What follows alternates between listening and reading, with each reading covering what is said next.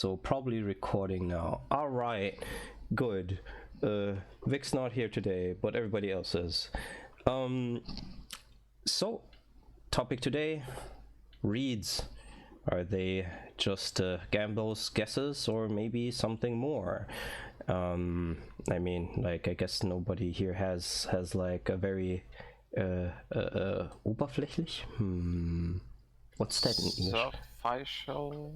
Oh, superficial, yeah. Probably nobody here has like a superficial opinion on it, but that's why we can probably all talk easily about this topic. So I'll just start with the following, that we're probably going to end up having to distinguish or at least talk about how reacts and reads relate to one another. So what I'm going to have you guys do is I'll ask you what are reacts to you, reads, how do you think they play together, and give an example from your match history, and we'll go through and comment each other, and that should give us a common basis on which to discuss further. So I'm just start with Andele, I guess. Yeah, reacts, reads, how do you personally use them, view them, blah. I mean, in theory, the difference between reaction and reading is kind of big, in my opinion, since reading is like anticipating and reaction is just reacting, so there's a big difference in that. Reaction is a thing you usually do when you're like not too close, or not like usually in fighting games, once you're close to one another, it's kind of hard to actually react to stuff, since it's kind of so quick that you really can't, unless it's like a block strength stuff or something. But usually reacting to me happens more in the neutral to what my enemy does and how they try to play, and the read stuff is during pressure to try and either get out of the pressure, to like see, yeah, they lose 5 lows in a row, the next time's going to be a low and then I can jump out or something, or to open people up. Interesting. Okay. Then I guess Ezreal, how about you? I think Andele is right on a lot of points. Reacts and reads are quite different in the case that if I react to something, I was expecting it, maybe read it beforehand, but if I really want to read my opponent, there has to be some familiarity with either the moveset and the character or the player. Like, hey, I knew that my brother would go for a grab here because, well, he always does for 10 years. But that's rather hard. Really different way of viewing the term long-term read, I guess. Oh, yeah, whatever. So reacts are important in neutral for me, for example. Street Fighter 4 is like the reaction game for me, as I usually play against the Shoto there while hating to play Shotos myself. So whether it's Bison, Boxer, or other, well, Dictator, or whatever, I have to do reacts to even get in. Like, is he going for a Shoryuken? Is he going to throw another fireball? I have to react to what they do.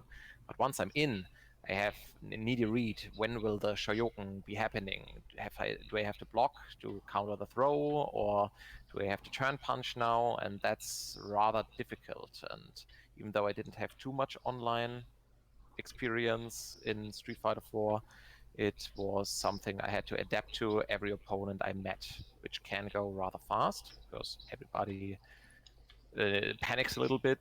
It's a fast game, and you easily get to know your opponent better. And that's where the reads and the really start.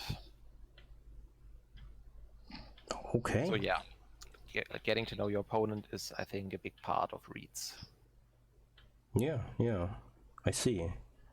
So before I say my own bit, God Kaiser, if you're there. Okay. Yes. Yeah, I see it like Andele and Ezreal, honestly. Yeah. I mean, if you have nothing to add currently, I could go first, and then you could, if you I mean, prefer. I could add some examples, I guess. Sure, go ahead. Like in Ring World Fighters, that's a good example because I played with Andele a lot in a couple of days. Mm-hmm. Like at the end of block strings, I tend to go for the command overhead things, right?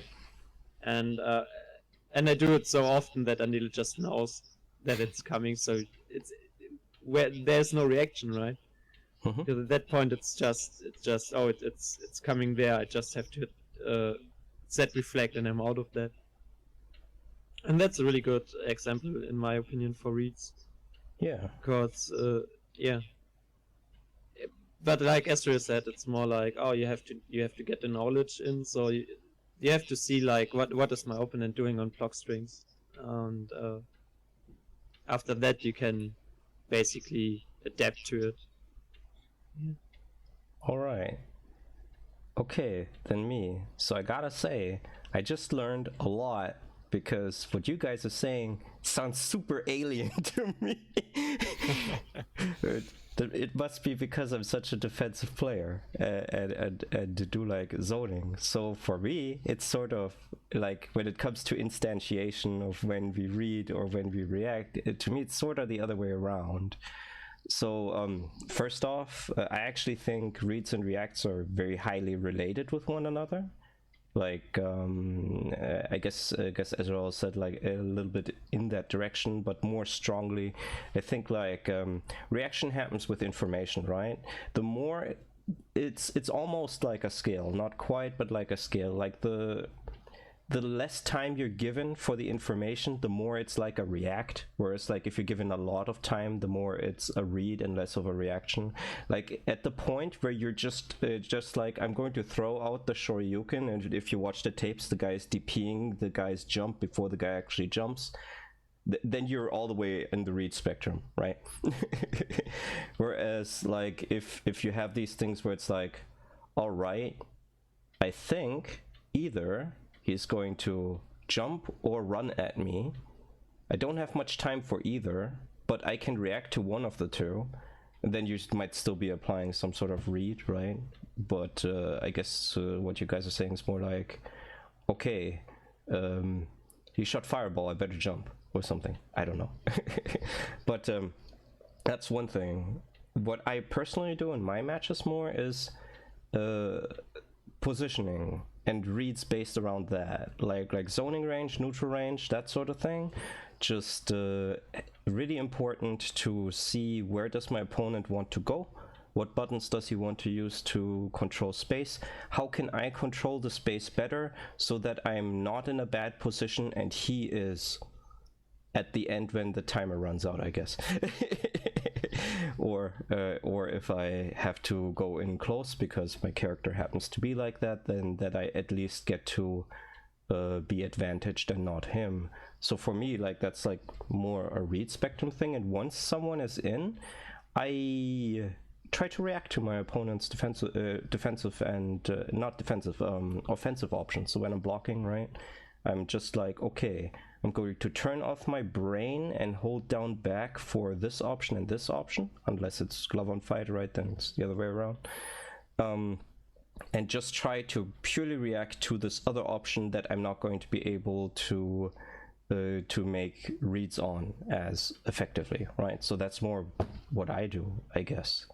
But I mean, I guess that shows how I'm not very good at rushdown and such, since all of y'all are in people's faces, and I guess you guys are doing it differently. Very interesting. Yeah, actually, even though I think what you're saying does make sense, it just shows from a different style of play, I guess. Yeah. But yeah. Yeah, like I guess we concentrate on different things depending on how our approach works, and that means that we kind of set aside like mental resources for the reaction part in different segments where we think that according to our playstyle we can make use of them better, right? Yeah. Yeah. Well, after all, it was you who taught me that playing for time starts at the start of the round and not near the end of the round. So Exactly. Yes, it's a resource, and if you can shift it so that the last 15 seconds are just not going to matter, then you've won the war. Just yeah.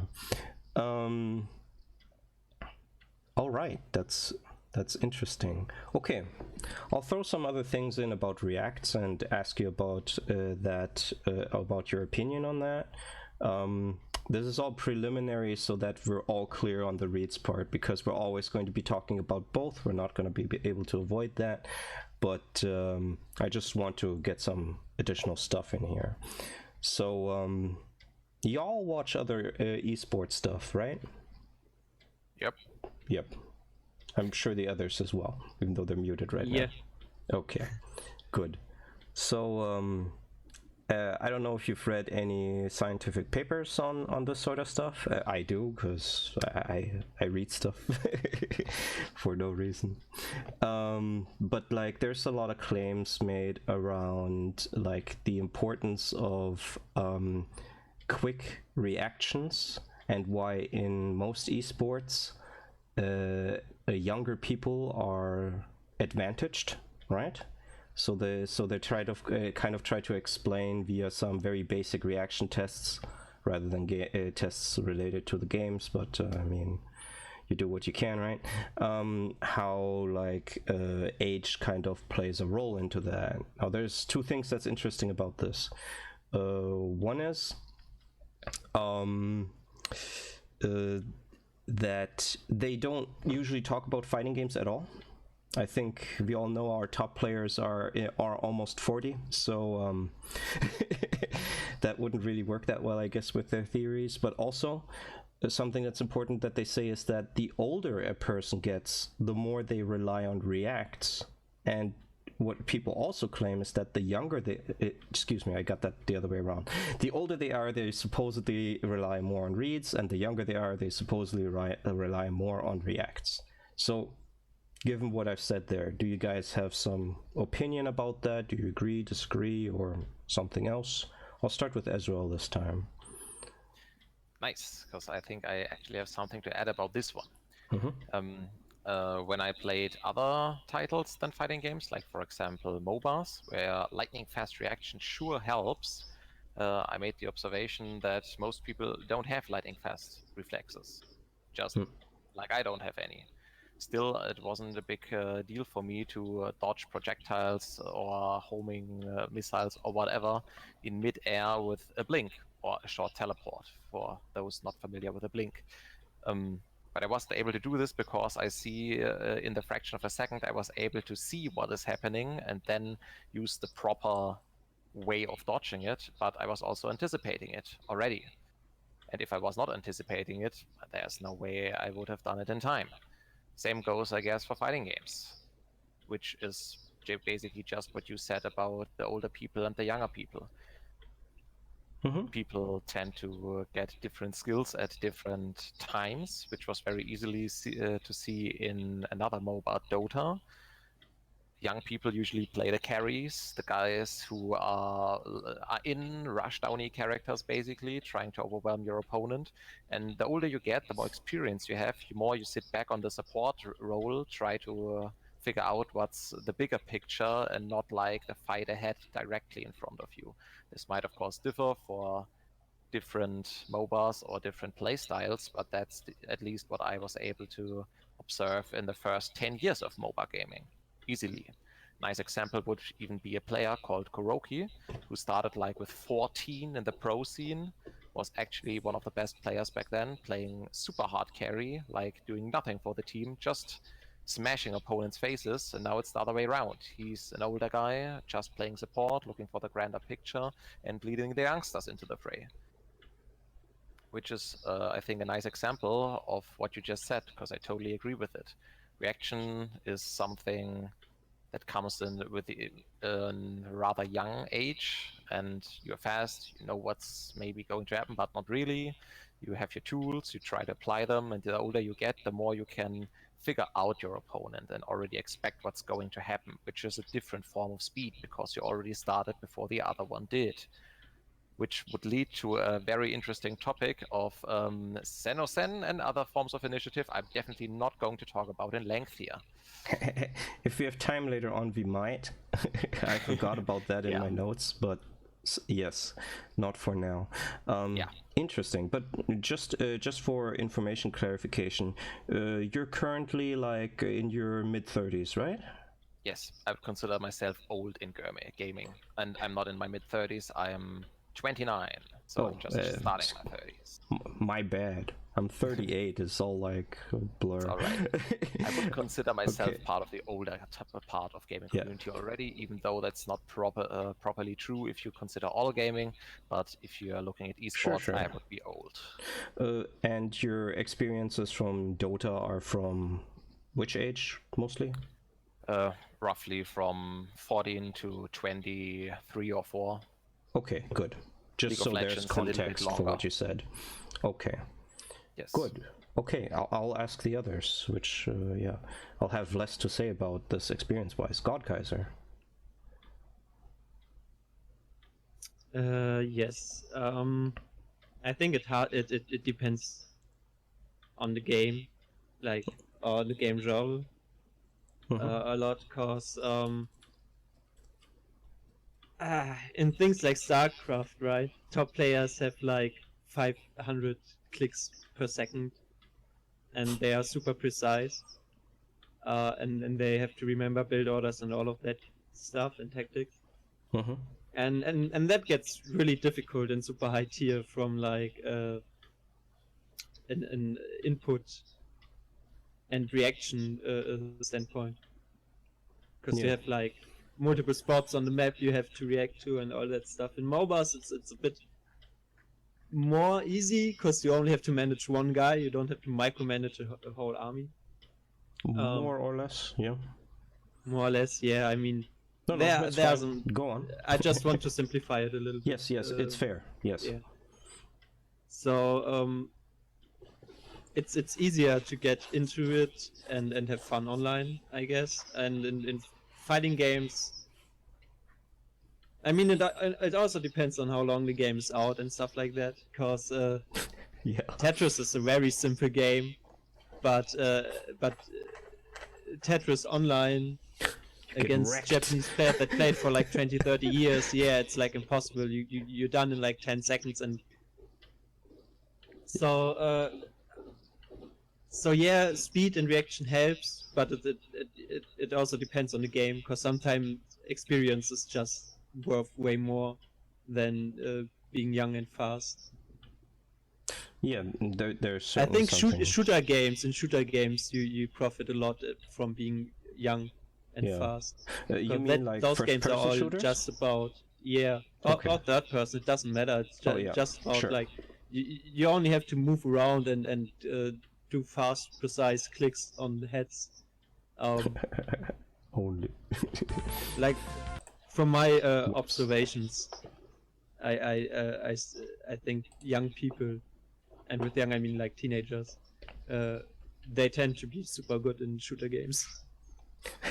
I guess. To be fair, haven't played any in a while, so I don't know. Yeah. Okay. But I mean, there's not a big experience entry barrier in shooter games, because it's very like shooter games on the base are all very simple, because it's like move around, find a target, kill it.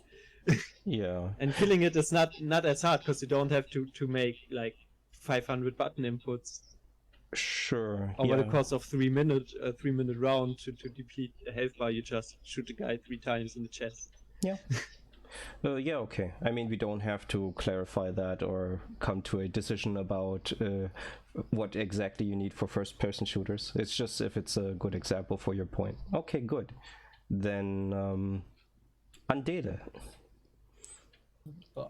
I kind of disagree with the first thing Godkaiser said. That's just the StarCraft thing, but that's like not very on topic. It's just StarCraft doesn't need fast reactions. Just because you do things fast doesn't mean you have to react. Because you have to react, but it's not the most important part. The most important part is remembering and stuff. But that's a bit off topic. Whatever. The other thing is just I don't know. It feels like this younger people do more reaction things, while the older try to do the more thinky stuff. Feels almost right, because I'm not really older than my friends, but my friends all play like shooter games. Like my school friends that I had, they all played shooter games during the time we played League of Legends together, and all of them really liked playing the hard carries, doing all the killing, going in, bam, bam, bam, death. Meanwhile, me sitting there, not playing anything that's like really quick or super reaction speed, super reaction speed dependent, like shooters. I was just playing the tank and doing the thinking, like being top layer, being slower, thinking slower, and just trying to handle things a bit differently than they were. So I feel like this, I don't know, younger people usually tend to do the faster things, feels right, and that also makes a bit more understandable why in fighting games it feels like most pros are older, because it's not that important to be that fast in fighting games. It's more important to just condition and know what your opponent's going to do, what you want to do, and stuff like that. Since conditioning also plays a big part into this whole reacting thing, in my opinion, at least in the fighting game topic. Yeah. Yeah. I have less experience than you guys in other esports things, so I'll be more just fighting game stuff. I do think there's something to that. Maybe it's not so much like age itself as like length of time that one takes part in a game, right? Because the more you know about the topic and how to approach something, then the more you'll be thinking about in more broader terms, the bigger picture, like Ezreal said, right? And there's going to be like a lot more fun to be gained there, right? So I think that that might go into it a little bit, and that might be slightly age independent. I'm not sure. I mean, overall, it seems like seems true. I'm just uncertain if it's really like age or more like a level of experience, which has a slight correlate with age, but isn't exactly the same, right? So I don't have a strong opinion on that. But something I can definitely say is that it might be personality dependent. Like I've been a really like defensive player since forever. like since I had time to remember and think about these experiences, since I was like 11, right? And I'm 38 now, and sure, my playstyle has changed a lot, but I mostly try to work on what I'm not good at. Does that mean that now suddenly I'm playing Rushdown because I got older? No, right? Just something that I wanted to learn more. But when I got back into fighting games, I wasn't really that young either, right? That's also like 30, so 32, I don't know. And I just pick characters independently of that, but playstyle was always defensive. Now defensive is something that's like usually seen as a reactive playstyle, but it's reactive more as like what the personality of the player is, rather than like saying, oh, he's young, he reacts because he's just got them vital juices flowing through his brain. I'm not going to say that that's not a thing. I watched like a Persona top 8, like Persona Arena, right? And there was this really young kanji player, well, really young in fighting game terms. He was like 17.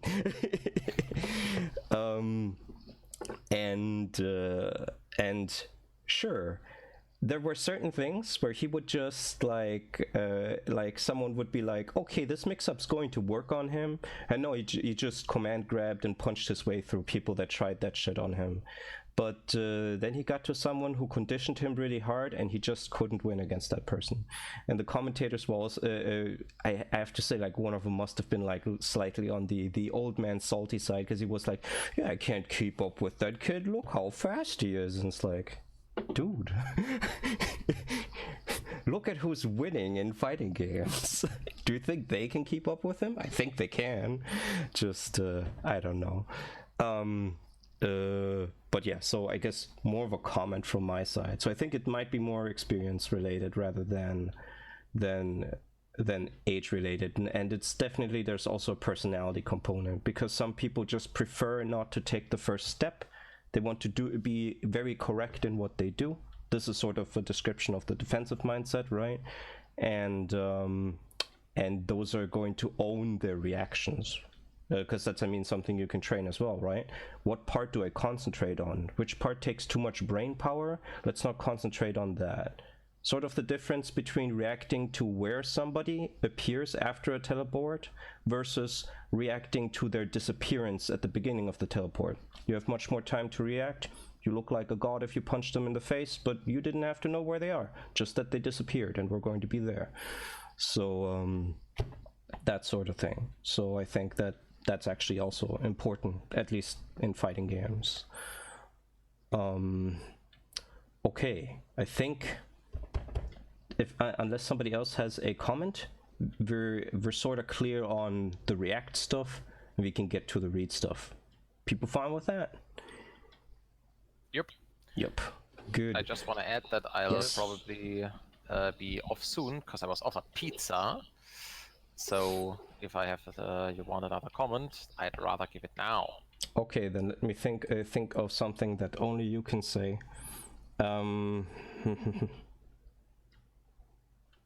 Are there any epistemological, metaphysical, or philosophical things that you think about that occur when someone says, "I'm reading their mind"? Like, what do you think actually goes into this process? Tell me anything that you want based on that, or something related. If you're like, "No, not right now in the time that I have." Go.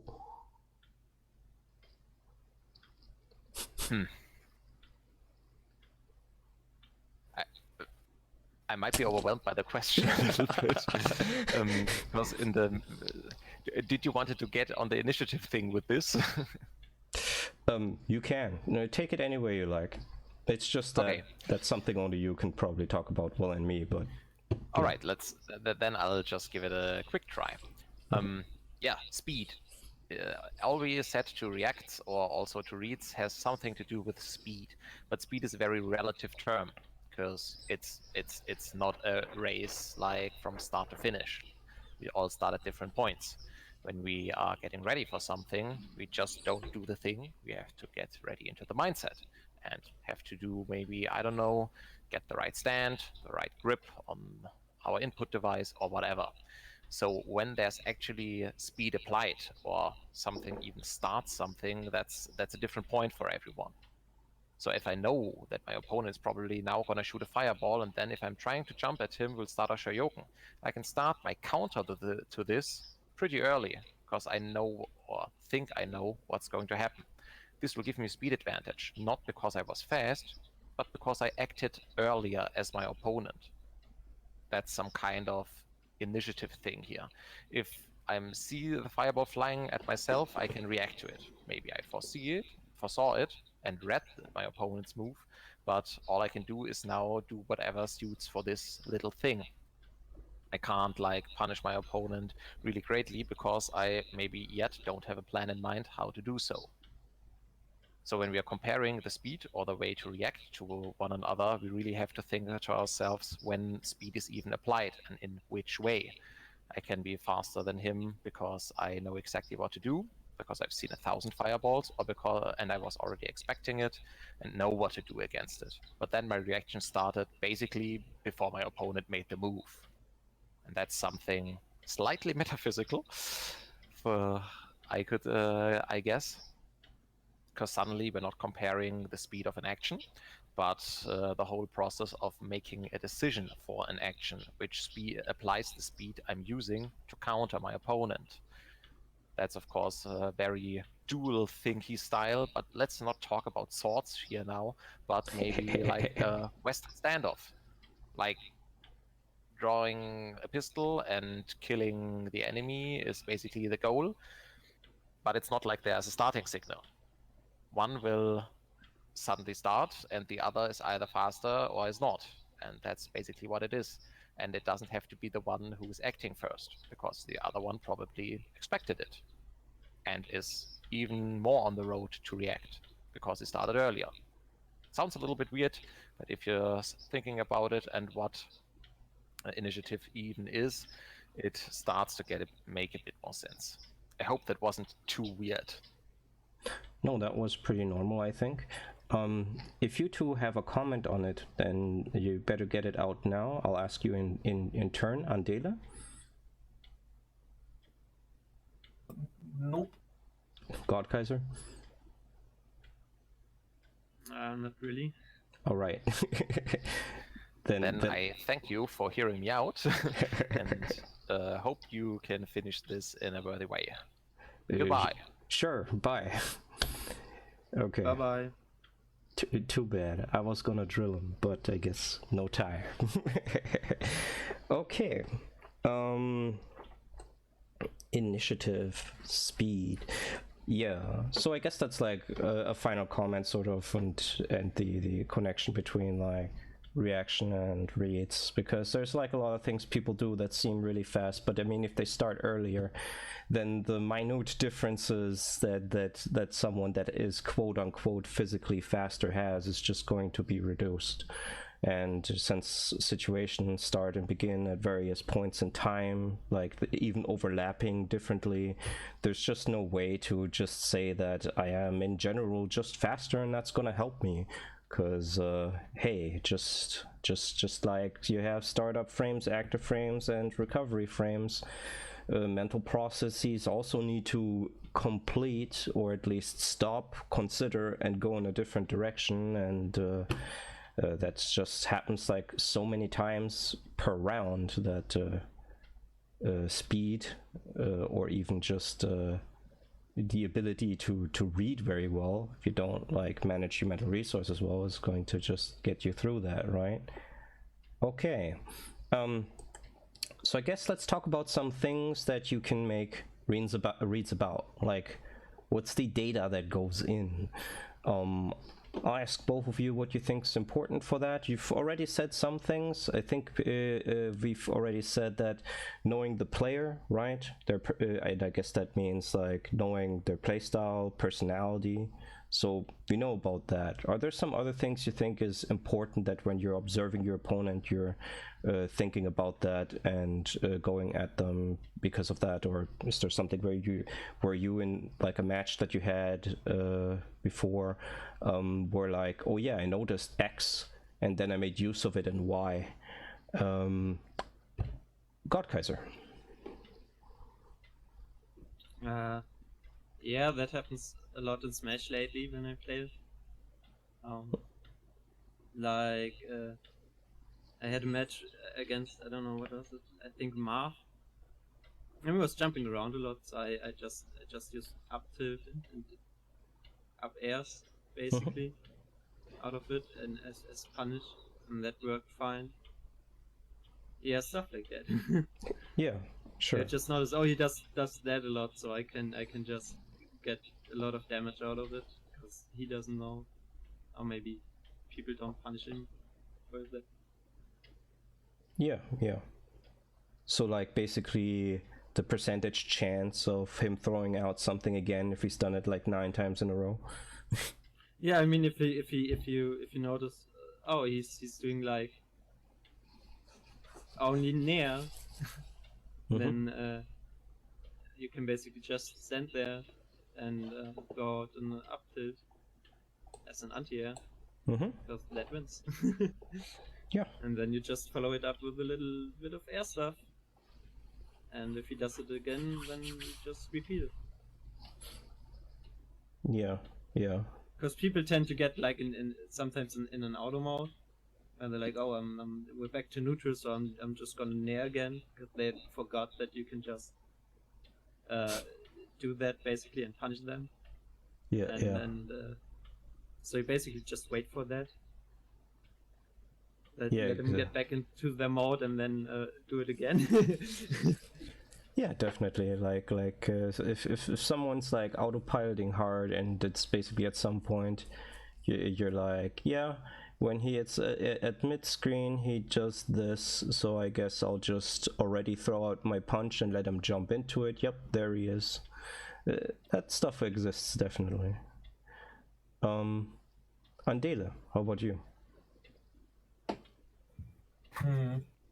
I think a lot of that is just, we were like, when we apply this stuff we talked about is kind of the question right now, right? Yeah, or what sorts of infos or telltale signs that you use? Anything in that direction? It really, in my opinion, that depends a lot on the thing you're trying to apply it to, since a lot of times it has like a bunch of factors to factor into it. For example, first of all, do you know your opponent? Is it someone you played against before, and do you remember some patterns that they have? Do you know how long they played, on what kind of skill level they are? You know the character, you know what they can do, and what are like the good options that the character players usually use. And also, does your opponent know? Since will they use, like, for example, Marv Nair is an example that Godkaiser said. Do they know it's a good move? Do they use it a lot, or do they just don't because they don't? It's it's kind of hard to just set it like hitting everything and be like, yeah, the generalist with that, because in my opinion, reads and reacts and stuff like that really depend on the situation that you're in. Since yeah, when I play against my newbie friend in Grand Blue, I know he's gonna mash a lot, so I just punish his wake up with a simple meaty button. But when I play against someone who knows the game a bit more, I'm gonna be like, yeah, he knows not to just mash buttons on wake up, so he's gonna get hit. So I have to be a bit more tricky about it. It's yeah.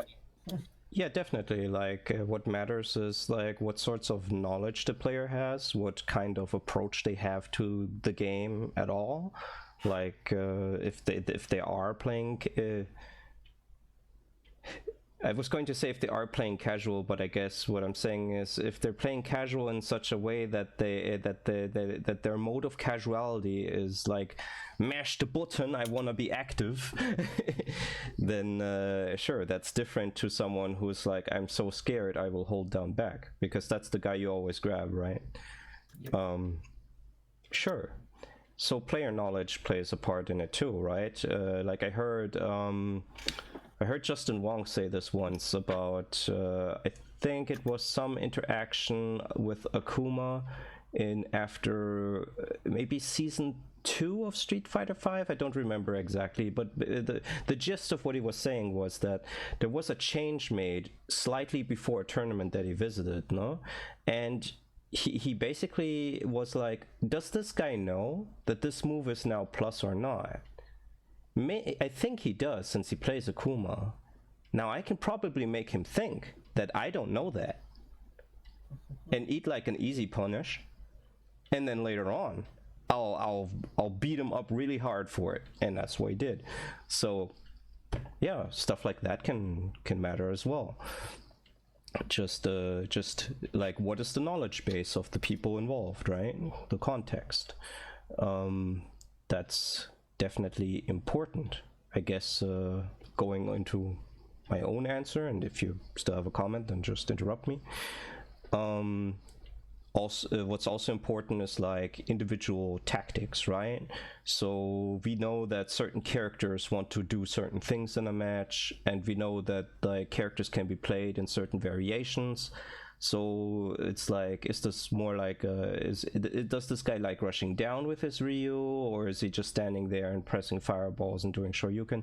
The very simple idea, just to get that there's like different tactical I guess that's more like strategic, whatever, different tactics in different situations that a player might have, right? So maybe this Ukiyo player in Samurai Showdown, right? That's the blue guy with the Iaido sword that pulls it out, that's dying of tuberculosis, just so we're on the same page.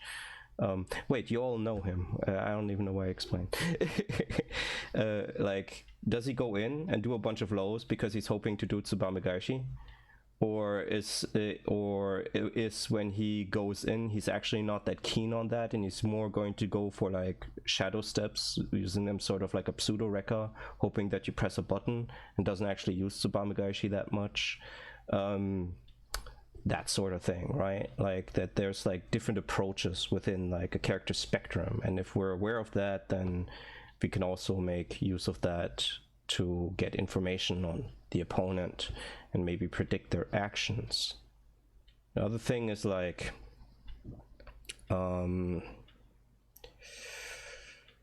yeah, I'll say this and then I'll ask you guys about it. Like what the overall strategy of someone is, i.e. not what they want to do individually, but what they seem to want to do as their idea of how the match should go their way, right? So like, I guess Daigo's example is the most common, so I'll just use that. Like, Daigo is just like, okay, I'm going to just build meter, and then try to land a punish into super, but only when I have enough meter that it will kill immediately. So he just likes doing that, right? So you can see him fishing for that and just going for that. That's like a very easily seen strategy, I guess, but it's one that's also very easy to understand. Like there's other strategies where, you know, the player just wants to get you at a certain point in the screen so you can land his specific vortex mix-up that's apparently his favorite, and then you just are like, okay, I'm just never gonna go there. Oh, he's going to punish me with a couple normals in the air if I jump out, who cares? It's not gonna be a lot of damage. That's also a way to go against someone's strategy, I guess. Do you guys have any like things from your experience that go into this direction of like understanding what somebody's overall strategy or maybe a specific tactic was that they were using, or like your favorite characters to punish because everybody that plays them does this one thing or something? And I guess this time I'll start with Andele. I think the closest thing I have to as an example right now is like, for example, these in Marvel with where you have 3 characters, and your plan is just to be at the end of the game, if things go too south, you have your, I don't know, I had my Wesker, and you're just gonna do Wesker X Factor things, and that's like my strategy when things go too south. Stuff like that. Or Marvel is a good example because it has a lot of like characters that dominate your team into a certain direction, like Phoenix Wright pushes your team towards doing Phoenix Wright things, or Frank West pushes your team to do like a combo, attack him in, boom, level 5 Frank West.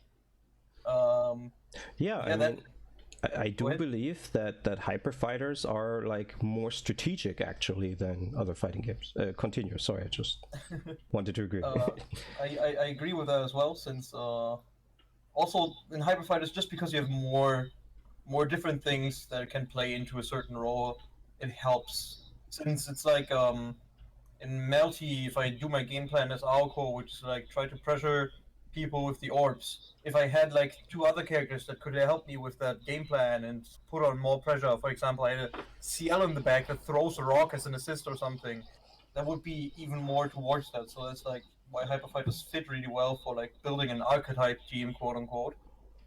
But also on the second thing you mentioned, what kind of thing I like to punish most when people try to go for something like that. For a while, Nagrim tried to play Dark Phoenix, and if you play Phoenix, you need to have full bar for her to turn Dark Phoenix when she dies. And if you tag someone out, force tag, one of the 2 variants that steals a meter. So my favorite thing was always to force tag her out, steal that meter, and then really, really quickly try to fuck her up. When that worked, it felt great, because it dismantled this whole Dark Phoenix fucking ass gimmick. But yeah, that's really fun to do if it works. If it doesn't work, it's pain. Yeah, indeed. God Kaiser. Yeah, kind of like Andele with Marvel, where I just have Virgil at the end for like, oh, when things go south, I can always try to just sword loot people to death. Because that's always fun. Yeah, this degenerate character. I don't know, in other games I don't really have like much of a set tactic. Like it depends on the character, I guess. Then in most games I just play offensive rushdown, so I just try to lock people down. AKA playing single player. Yeah, you get to do stuff the other guy doesn't, right? That's kind of what one likes to do as a rushdown character, and some people I guess like to do as zoners, but I'm not sure that really works for zoners. Though it always seems that way. I don't know, that's what zoners usually like told that they do. Standing there spamming buttons.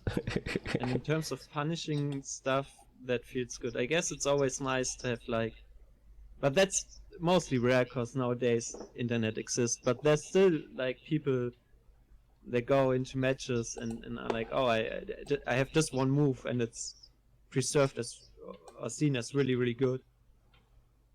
So I'm just gonna use this move over and over again, and Yeah. that's always funny. Like it doesn't really feel good because it's not the most interesting match, but it's always funny to see because it's like, Yeah. it's a good move, but not like this.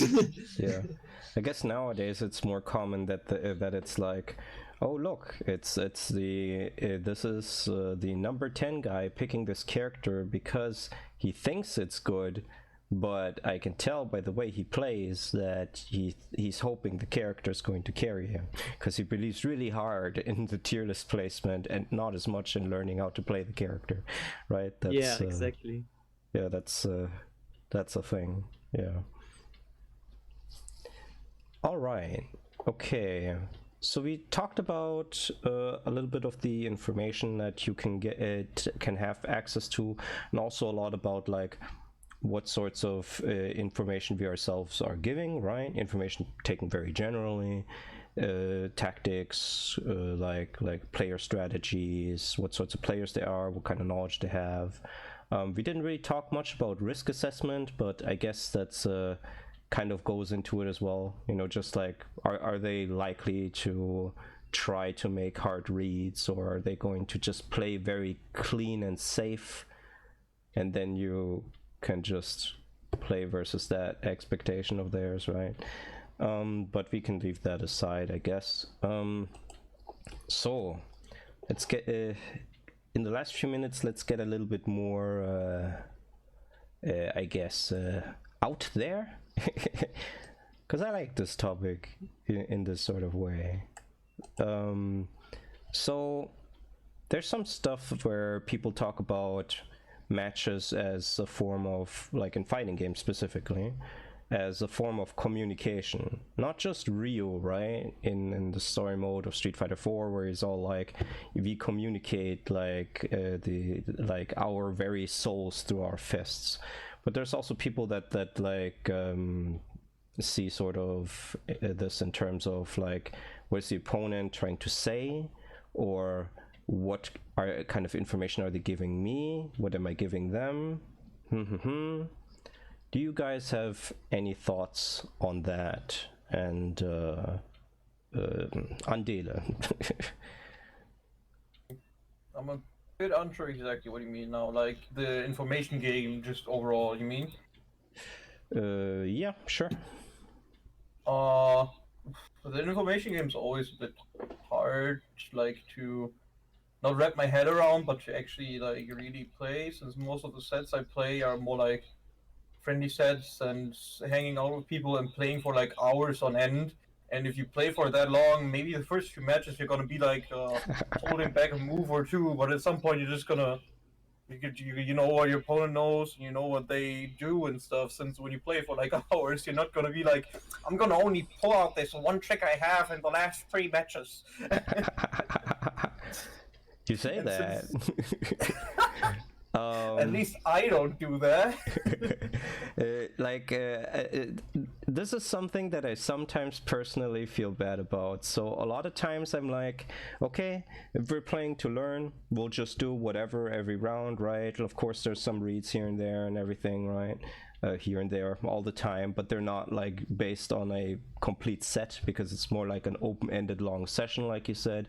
But oftentimes I'm like last one, right? And then I want to take the last match seriously, but that's a lot of times just me. And then I make use of all the information that I got in the complete session. And it's like, I won this more easily than I should have. Maybe I should take less matches in these kinds of sessions less seriously. just like, not because I shouldn't have won, just like it's that wasn't really the sort of exchange that I was wanting anyway, right? So I should be more like, hey, it's 15 minutes, let's have a best of 3 or something, so that the other person can actually understand. But that doesn't often work timing wise, so I haven't been doing that. But that was an interruption from me. Continue, please. There's not much more to add. It's like, yeah, exactly that kind of thing. It's like when I just play, since that's most the experience I have playing, I don't play a lot online since I get triggered instantly by little amounts of lag. So playing against randos online is like pain. I don't like it at all, since it's just most of the time I have such bad luck. Like especially Smash, I rarely find anyone who has like good connections when I play with randoms. So I just don't play it at all online. When I go to like tournaments, that's the only times where something like that happens. But the thing is, the last tournament I went to, like in-person tournament, was a Smash doubles tournament, and there's so much chaos in that I personally had a hard time taking care in my head about information that I was giving out and not giving out and stuff like that. The only thing that's happened towards that direction, my friend plays on Joy-Cons, so my opponents instantly thought that he's garbage since he doesn't play on like a real controller but on this clumsy ass thing. That was the only time where something like that happened, and it was really good for us. Since my friend is not that bad, he knows what he's doing, but he plays on this fucking garbage ass Joy-Cons. So that was the only funny thing, since they were really like they began the match quote unquote easy, and then he just went ahead and fucked them up. Yeah. Like that recent Mighty Keith video where it's like, "You're garbage. I'm gonna show you Bardock and this and this," and then he gets trashed and he's like, "Okay, now I know that you know what to do. That was just a demonstration match." Yeah, I see. Okay, Gottkaiser. I don't really tend to like hold back much. I don't know. I pretty much try to go into every match with the same mindset. Yeah. So I just try to do cool and stylish stuff and have fun and good matches. Yeah. So you don't worry too much about like the information war side of things? No, not really. Because Okay. I mean, I always try to go full out, right? Kind of. Yes, you're a So- very honest player in that sense. It's very clear what you want to do usually. It pisses me Yeah, off just want to style people. Yeah. And so I tend to do like other stuff to get into people's minds. I just try to make them kind of angry and stuff, so they play worse. Yeah. And start to make bad decisions and stuff like that. Yeah. Yeah. So I started to use the taunt button in Smash arenas a lot. It's an important button. Yeah. I mean, it's kind of like when I played Devil May Cry or some shit like that, right? Gotta mix in the taunt into the combo. Oh, it's not stylish enough. Yeah. When I'm very serious about a match, and I also feel like hi Vic, and I also feel like very confident in the game. So this isn't many games where I do this. Akatsuki Blitzkampf comes to mind. I will actually always have like the health in mind and be like, is it safe for me to actually lose some of my health here so I can set up a situation later on? And I'll try to get hit very naturally. Or rather do something where I'm like, this should be pretty unsafe and punishable. I bet my opponent will punish this. And then be like, okay, he's punished it a bit. Now I'm pretty sure that I can do something beforehand to catch his punish attempt and win the round this way. Because it doesn't matter if I have almost no health if I won the round, right? So I try to make everything look close so the opponent also kind of feels safe, right? But obviously only in games where I really feel that sort of confidence. So for example, in Melty Blood, no way. Like I'm fighting for dear life during that game.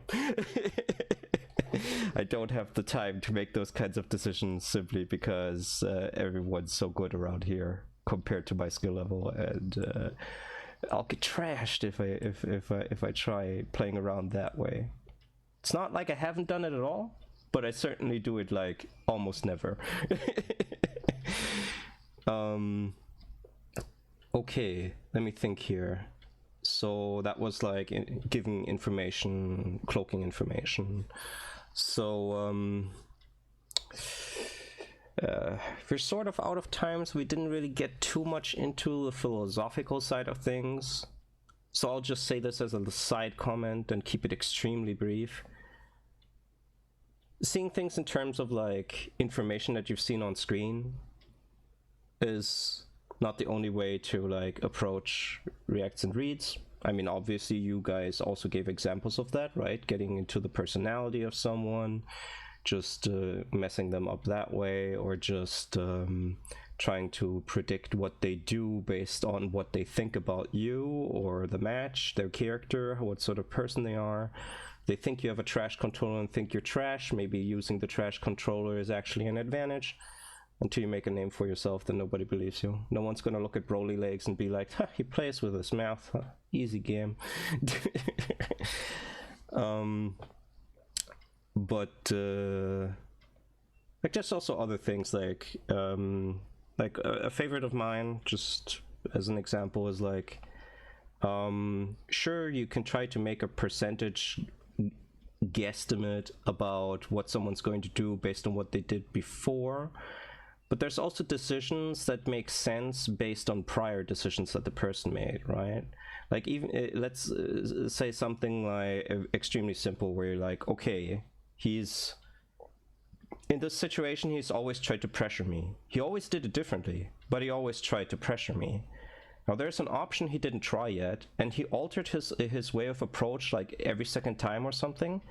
I bet he'll go for one of these options he hasn't tried yet, because that seems to be the way that he does things.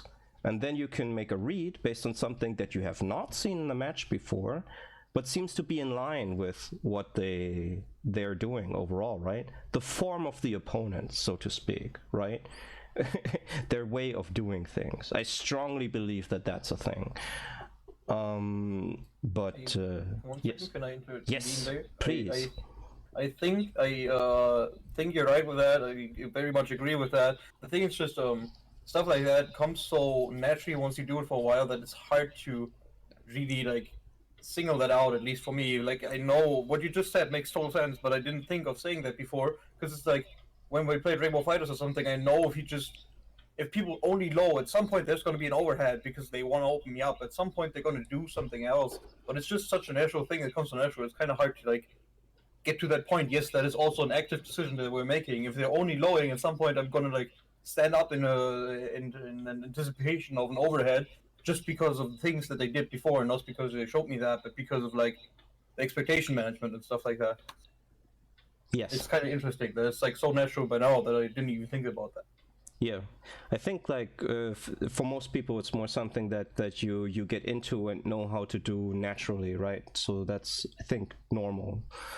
Yeah, like Vic said just now as a text message, if they've only done scissors and rocks, you can sort of guess when they're doing paper.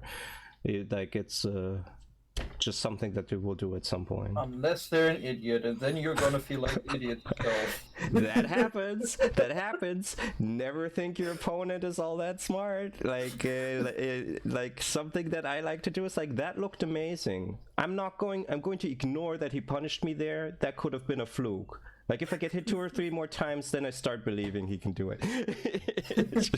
Just yeah. They are called like Ken Master's main. They do like the first time, you know it. Yes. But when you see the guy who actually plays like a complete crazy lunatic, but he knows what he's doing, it's fucking scary. You know, it's like he's not just, haha, I don't know what I'm doing, how could you? Which is usually means I'm the only one of us two who doesn't know what I'm doing. Like, if the other guy is like, I have 200 things. I look at the timer sometimes, and then based on that I pick one of these. You will never know which one of these they are. It's like, he's right, I don't know what he's gonna do. Just there's bizarre strategies like that, that wow, people that can do that, very amazing.